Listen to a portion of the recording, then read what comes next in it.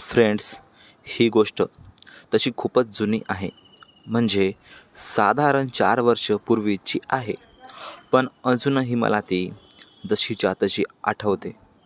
तेव्हा आम्ही एका तालुक्याच्या गावी राहायला होतो. मी त्यावेळी 9व्या वर्गात शिकत होतो. आमचं घर हे त्या गावाच्या थोड्या जुन्या भागात होतं. असं असूनही त्या वार्डात चांगले मध्यमवर्गीय लोकांची घरे होती. आमच्या घराला लागूनच एक घर होतं. ते घर कौलारू होतं, पण त्याला अंगण मात्र खूप मोठं होतं. या घरात एक संयुक्त कुटुंब राहायचं. आणि मी जी हकीकत सांगणार आहे ती याच घराच्या विद्या काकूची आहे. जेव्हा मी 7वीत होतो तेव्हाच विद्या काकूंचं लग्न होऊन त्या आमच्या घराशेजारच्या घरी राहायला आल्या होत्या. त्यांच्या पतींशी माझे चांगले पटायचे, त्यामुळे विद्या काकूंशीही माझी छान ओळख झाली. त्या पाहायला अतिशय सुंदर, 5 फूट 8 उंचीच्या धिप्पाड शरीराच्या गोऱ्यापान नवविवाहिता होत्या. त्या हसल्या म्हणजे त्यांच्या गालावर खळी पडायची, जीमुळे त्या फार मोहक दिसायच्या. त्यामुळे कुणास ठाऊक, पण त्या लहान वयातही मी त्यांच्याकडे खूपच आकर्षित झालो होतो. त्या नेहमी किमती साडी नेसायच्या आणि डोक्यात लाल कुंकूची मांग भरायच्या. पायात चांदीची पैंजण, गळ्यात सोन्याचे मंगळसूत्र, कानात सोन्याची रिंग आणि नाकात छोटासा सोन्याचा ठेपा. असं एकंदरीत त्यांचं घरंदाज रूपड असायचं. त्यांचे उभारही अतिशय सुडोल आणि मोठ्या आकाराचे होते. त्यांची भरदस्त गोरी पाठ खूपच सुंदर दिसायची. त्यांचं पोट थोडंसं मांसल होतं. त्यांच्या व्यक्तिमत्वाला ते छान शोभतही होतं. त्यांची बेंबी खूपच क्यूट होती. साडीमधून ती खुलून दिसायची. मी त्यांना नेहमीच चोरून बघायचो. त्यांच्याप्रती मला एक विलक्षण ओढ निर्माण झाली होती. त्यांच्या आणि आमच्या घराच्या मध्ये लहान उंचीचा वॉल कंपाऊंड होता. त्यांच्या घराचा बाथरूम त्या वॉल कंपाऊंड जवळ एक कोपऱ्यात होता. आमच्या आणि त्यांच्या घराच्या अंगणात केळीची झाडे होती, त्यामुळे झाडांचा आडोसा घेऊन मी विद्या काकूंना घरकाम करताना बघायचो. त्या पाठमोऱ्याखाली वाकल्या म्हणजे त्यांचं आकारमान खूपच स्पष्ट दिसायचं. ते बघून मला त्यांच्याविषयी भावना निर्माण होत होती. आमच्या घरी अंगणात आम्ही 2-3 मित्र सुट्टीच्या दिवशी क्रिकेट खेळायचो.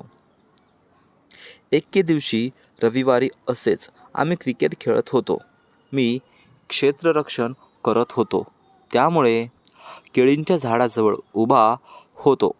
दुपारची वेळ होती. विद्या काकू घरकाम करत होत्या. माझं लक्ष त्यांच्याकडेच होतं. थोड्या वेळाने त्या कपडे घेऊन आल्या आणि बाथरूममध्ये शिरल्या. मी समोर काय होते ते धडधडत्या अंतकरणाने बघत होतो.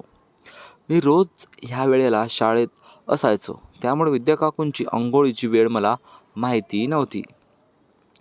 मी पहिल्यांदाच त्यांना बाथरूममध्ये बघत होतो.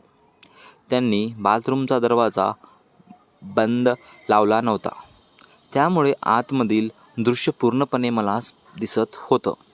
त्यांनी आणलेले कपडे दोरीवर टाकले. त्या पाठमोऱ्या झाल्या आणि साडी सोडायला लागल्या. ते बघून मला माझं शरीर थरथरत असल्याचं जाणवलं. विद्या काकूला मी आंघोळ करताना पाहिलं, त्यासोबत करत होत्या.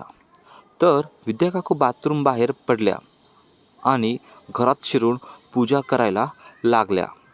आज त्यांच्यासाठी विशेष दिन होता, कारण महिन्याभराची पूजा आणि व्रत आज संपणार होतं. मी आज दिवसभर त्यांच्याकडे लक्ष ठेवून होतो. केव्हा एकदाची रात्र होते असं मला वाटायला लागलं होतं. एक मिनिट मला एक तासासमान भासत होतं. आज त्या मोठ्या खुशीतच गुणगुणत घरकाम करत होत्या. आता संध्याकाळ होत आली होती. विद्या काकूंचे पती घरी आले. ते आल्याबरोबर विद्या काकूंनी त्यांचं हसून स्वागत केलं. विद्या काकू म्हणाली, या आलात, आज जरा लवकरच आलात ना घरी. आणि हे काय आणलं पिशवीमध्ये, बघू. पती पिशवी लपत म्हणाले, नाही, आत्ता नाही, सरप्राईज आहे. रात्रीच दाखवीन. विद्या काकू म्हणाली. होय का? बघूच बरं रात्री कसलं सरप्राईज आहे ते, असं त्या बोलल्या आणि पतींनी त्यांच्या गळ्यात हात घालून त्यांच्या गालांचे चुंबन घेतले. विद्या काकू लटकेच रागवत म्हणाल्या, जावा तिकडं. मी त्यांचं हे सर्व संभाषण झाडाच्या आड उभा राहून ऐकत होतो. आता मलाही उत्सुकता लागली होती की असं काय सरप्राईज आणलं असणार यांनी. मग मी घरी गेलो आणि रात्र होण्याची चातकासारखी वाट बघत बसलो. आता रात्र होत आली होती. विद्या काकूंच्या घरी चहलपहल कमी झाली. रात्रीचे 12 वाजले आले होते. त्यांच्या घरची बाकीची सर्व मंडळी झोपी गेली होती. फक्त त्यांच्याच रूमचा दिवा पेटलेला होता. मी पुन्हा त्यांच्या अंगणातल्या झाडाच्या आडोशाला लपून बसलो. आतमध्ये काय सुरू आहे याचा कानोसा घेत होतो. नेहमीप्रमाणे त्यांनी रूमची खिडकी उघडी ठेवली होती. बाहेर किट्ट काळोख आल्यामुळे मी सहजासहजी दिसू शकत नव्हतो. मी चोर पावलांनी त्यांच्या खिडकीजवळ गेलो आणि आतमध्ये डोकावलं. त्यांच्या रूमचा लाईट सुरू असल्यामुळे मला आतमधलं सर्व पूर्ण स्पष्ट दिसत होतं. विद्या काकूंनी शृंगार केला होता. त्यांनी मला साडी परिधान केली होती. डोक्याला भांगेत सिंदूर, कपाळावर टिकली, नाकात नथ, कानांत सोन्याचे रिंग, गळ्यात मंगळसूत्र, हातांत सोन्याचे कंगन आणि हिरव्या बांगड्या, बोटात अंगठी, पायांत चांदीच्या चाळा, पायांच्या बोटात चांदीचे रिंग्स, असं त्यांचं अप्सरालाही लाजवेल असं रूपडं होतं. त्यांचं हे रूप बघून मला त्यांच्या पतीविषयी हेवा वाटायला लागला. अतिशय नशीबवान पुरुष होता हा, ज्याला एवढी रूपवती रोज मिळत असे. त्यानं कुर्ता पायजामा घातला होता. तोही त्यांच्यासारखाच धिप्पाड देहाचा होता. ते दोघेही बेडवर लेटून हसी मजाक करत होते. एकमेकांच्या बोटात बोटं घालून एकमेकांबद्दल प्रेम व्यक्त करत होते. त्यांचे पती त्यांच्या केसांना कुरवाळत होते. मग ते एकमेक बेडवरून उठले आणि दुसऱ्या रूममध्ये जायला लागले.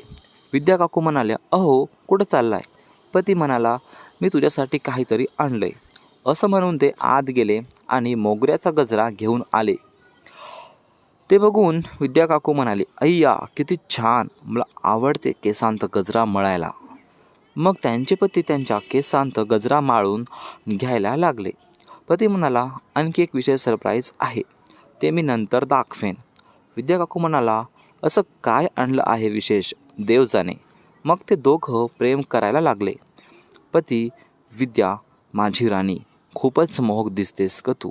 विद्या काकू म्हणाल्या, हो का, मग करा ना प्रेम या राणीवर.